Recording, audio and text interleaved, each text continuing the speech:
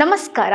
ಇತ್ತೀಚೆಗೆ ಆದಾಯ ತೆರಿಗೆ ಅಧಿಕಾರಿಗಳು ನಡೆಸಿದಂತಹ ದಾಳಿ ಸಂಬಂಧ ಕೆಲವು ಪತ್ರಿಕೆ ಹಾಗೆ ಮಾಧ್ಯಮಗಳಲ್ಲಿ ಒಂದಷ್ಟು ತಪ್ಪು ಮಾಹಿತಿ ಪ್ರಸಾರವಾಗಿತ್ತು. ಈ ವಿಚಾರಕ್ಕೆ ಸಂಬಂಧಪಟ್ಟಂತೆ golf link software park private limited ಸಂಸ್ಥೆ ಪತ್ರಿಕಾ ಪ್ರಕಟಣೆಯನ್ನ ಹೊರಡಿಸಿದೆ. ಹಾಗಾದ್ರೆ ಈ ಪತ್ರಿಕಾ ಪ್ರಕಟಣೆಯಲ್ಲಿ ಏನಿದೆ ಅಂತ ನೋಡೋದಾದ್ರೆ, ಜುಲೈ 28ರಂದು ನಡೆದ ಆದಾಯ ತೆರಿಗೆ ಅಧಿಕಾರಿಗಳ ದಾಳಿ ಸಂಪೂರ್ಣವಾಗಿ ನಮ್ಮ ಸಂಸ್ಥೆಗೆ ಸಂಬಂಧಿಸಿದೆ.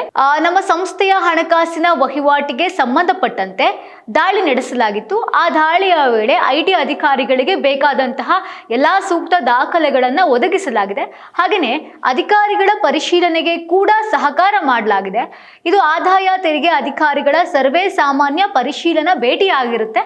ಆದರೆ ಈ ಭೇಟಿಯನ್ನ ಸರ್ಕಾರದ ಕೆಲ ಯೋಜನೆಗಳಿಗೆ ಸಂಬಂಧಪಟ್ಟಿದ್ದು ಅಂತ ಹೇಳ್ಬಿಟ್ಟು ಸುಳ್ಳು ಸುದ್ದಿಯನ್ನ ಹಬ್ಬಿಸಲಾಗ್ತಾ ಇದೆ.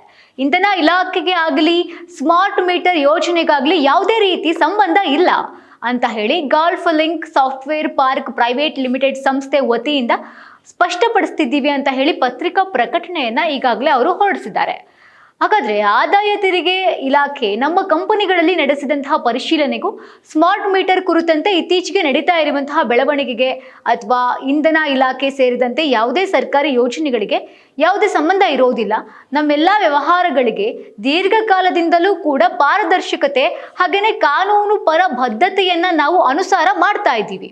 ಇತ್ತೀಚೆಗೆ ನಡೆದಂತಹ ಈ ನಿಗದಿತ ಪರಿಶೀಲನೆಯ ಸಂದರ್ಭದಲ್ಲಿ ನಮ್ಮ ತಂಡಗಳು ಆದಾಯ ತೆರಿಗೆ ಇಲಾಖೆ ಅಧಿಕಾರಿಗಳಿಗೆ ಸಂಪೂರ್ಣ ಸಹಕಾರವನ್ನ ನೀಡಿದೆ.